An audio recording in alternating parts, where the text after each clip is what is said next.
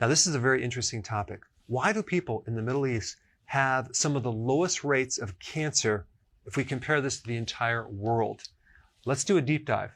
Now, the other name for the Middle East is West Asia. Now, what's conflicting about this information is they have a very low cancer rate, but a very high consumption of sugar rate. And I've done all the videos on this where sugar feeds cancer.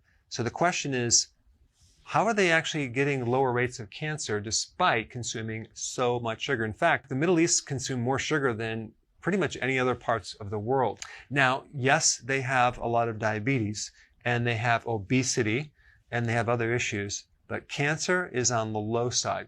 Now, if we take the average of how many people get cancer in the entire world, it's 198 people out of every 100,000 people get cancer. Now, if we take a look at individual parts of the Middle East, we have Saudi Arabia. 96 people get cancer out of 100,000.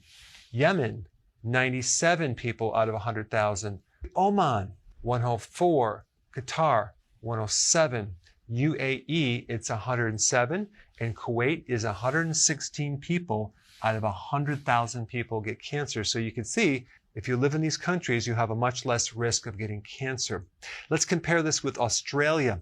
468 people out of 100,000 get cancer.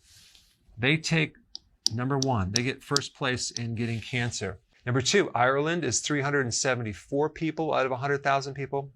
Next one is Hungary, 368 people, okay, out of 100,000.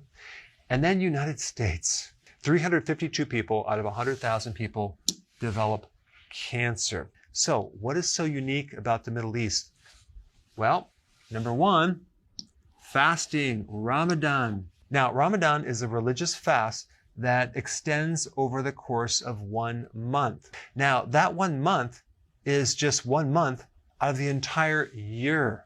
What blows my mind is they're fasting right after sunrise to sunset. So they're usually eating before that and eating after that. So Ramadan is considered a type of intermittent fasting only for 1 month and produces a tremendous decrease in rates of getting cancer.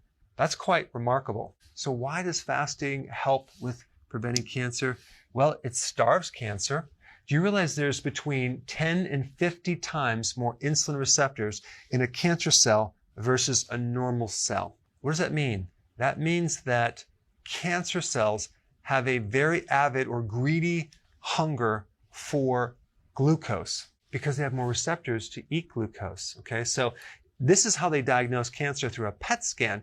A PET scan identifies areas in the body that have a very high metabolism of sugar. So cancer loves sugar, and when you're fasting, you're not consuming sugar. All right, number two, autophagy. Fasting stimulates autophagy, which is a condition that helps to recycle old damaged proteins. It helps to recycle old damaged things like damaged mitochondria. And if we look at what cancer really is, it's damage to your mitochondria. When the mitochondria is damaged, the mitochondria then adapts its metabolic system to a different way of dealing with energy. It ferments glucose. When you fast, you kick in this autophagy and you're recycling damaged mitochondria, which is going to decrease your risk for cancer. The third thing about fasting is that when you fast, you generate new immune cells. You strengthen your immune system. Your immune system becomes stronger. You generate more killer T cells, which directly kill cancer cells and viruses. And you also stimulate more helper T cells, which indirectly help reduce cancer. All right, next point about fasting. It's one of the best things to get rid of inflammation. Cancer tends to spread, migrate into areas of inflammation. So fasting is one of the most potent anti-inflammatories. So it's going to reduce the risk of cancer being spread. Also, when you fast, you increase the antioxidant networks of the body. So these things that actually protect you against free radical damage, like in the mitochondria, are improved or enhanced when you fast. So that's going to decrease the risk of getting cancer right off the bat. Fasting is one of the oldest therapies Even Hippocrates mentioned fasting quite extensively, and he had an interesting quote. But to eat when sick is to feed the illness. Okay, so when you're ill, you don't want to eat very frequently. And he was considered like the foundational father of medicine.